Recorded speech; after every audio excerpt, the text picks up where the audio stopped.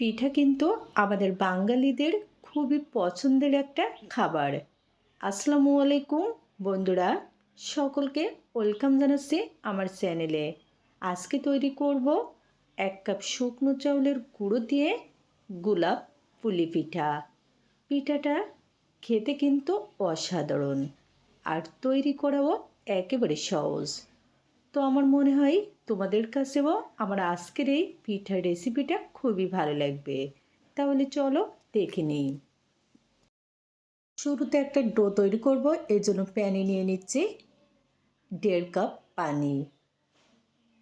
এখানে আমি আমার প্রয়োজন মতো নিয়েছি টেস্ট অনুযায়ী লবণ, আর নিয়ে নিচ্ছি চিনি 2 টেবিল চামচ। তবে এখানে চিনি অপশনাল, চাইলে দিতে পারো, না চাইলে স্কিপ করতে পারো। এখন পানিটুকু ভালো করে ফুটিয়ে নিব। দেখো পানি কিন্তু ভালো করে ফুটতে শুরু করেছে। তো এখন এর ভিতরে নিয়ে নিচ্ছি শুকনো চাউলের গুঁড়ো।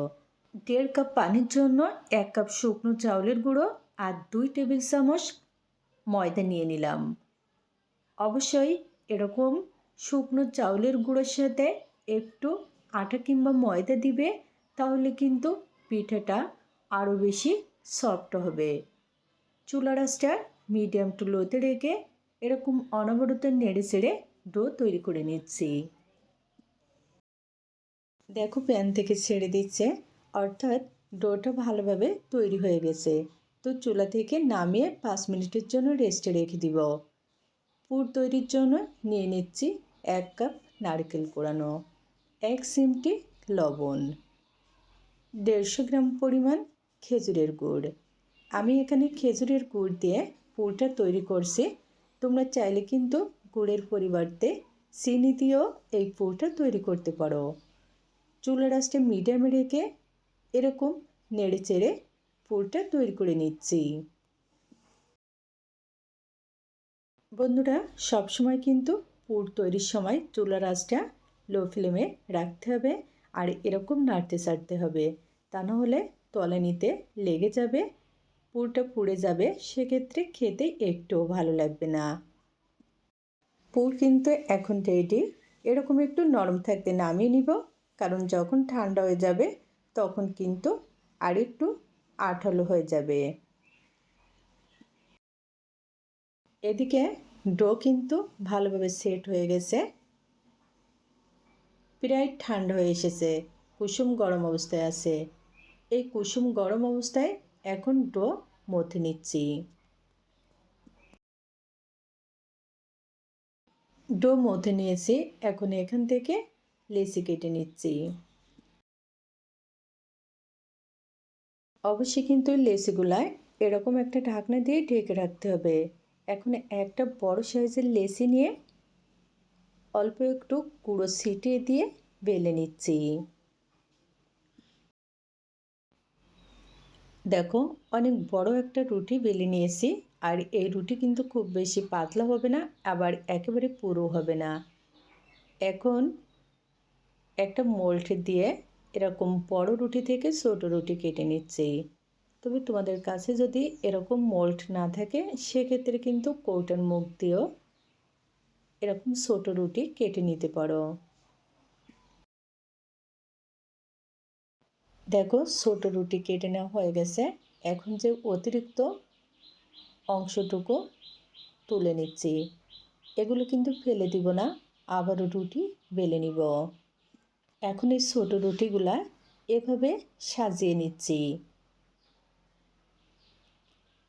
যেহেতু আজকের এই পিঠাটা কিন্তু গোলাপ পুলি পিঠা, এই জন্য এরকম করে পাপড়ি বানিয়ে নিলাম।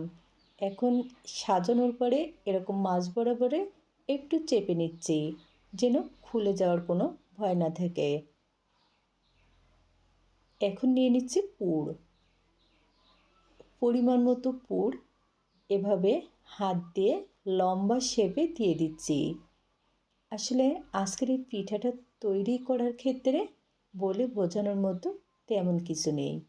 তোমরা শুধু যদি একটু মনোযোগ সহকারে দেখো, তাহলে কিন্তু খুবই সহজে এই মজার পিঠাটা তৈরি করে নিতে পারবে। পুর এরকম পরিমাণ মতো দিব, তাহলে কিন্তু পিঠাটা খেতে বেশি ভালো লাগবে। এখন এরকম মাছ বরাবর ভাঁজ দিয়ে নিচ্ছি। এখানে কিন্তু কোনো রকম পানি দেওয়া লাগবে না, জাস্ট এরকম একটু 2 হাত দিয়ে ভাঁজ দিয়ে একটু চেপে নিতে হবে। চেপে নিয়েছি, এখন এভাবে ভাঁজ দিয়ে নিচ্ছি। এভাবে ভাঁজ দিয়ে নিলেই তৈরি হয়ে যাবে গোলাপ পিঠা, পুর ভরা গোলাপ পিঠা। তোমরা হয়তো অনেকেই গোলাপ পিঠাটা তৈরি করতে পারো, তবে এভাবে যদি একবার পুর ভরা গোলাপ পিঠাটা তৈরি করো, তাহলে দেখবে কতটা টেস্টি এই পিঠাটা। দেখো, সবগুলো পিঠা একইভাবে আমি তৈরি করে নিয়েছি। দেখতে কিন্তু খুবই সুন্দর লাগছে। পিঠাগুলো ভাবে দিব, এর জন্য প্যানে পরিমাণ মতো পানি দিয়ে দিয়েছি আর একটা স্ট্রেনার নিয়েছি। স্ট্রেনারের উপরে পিঠাগুলা এভাবে দিয়ে দিচ্ছি। এক্ষেত্রে পিঠাগুলা ভেঙে যাওয়ার কিন্তু কোনো ভয় নেই, কিংবা খুলে যাবে না। আর সব মিলিয়ে 5 থেকে 7 মিনিটের জন্য ভাপে দিয়ে দিব। প্রায় 7 মিনিট পরে দেখো ভাপ দেওয়া হয়ে গেছে, পিঠাগুলা এখন খাওয়ার জন্য রেডি। তো বন্ধুরা, খুবই সহজভাবে মজার একটা পুলি পিঠা, গোলাপ পুলি পিঠার রেসিপি তোমাদের সাথে শেয়ার করলাম। যদি ভালো লাগে অবশ্যই একবার তৈরি করে দেখবে। আজকে আর নয়, খোদা হাফেজ।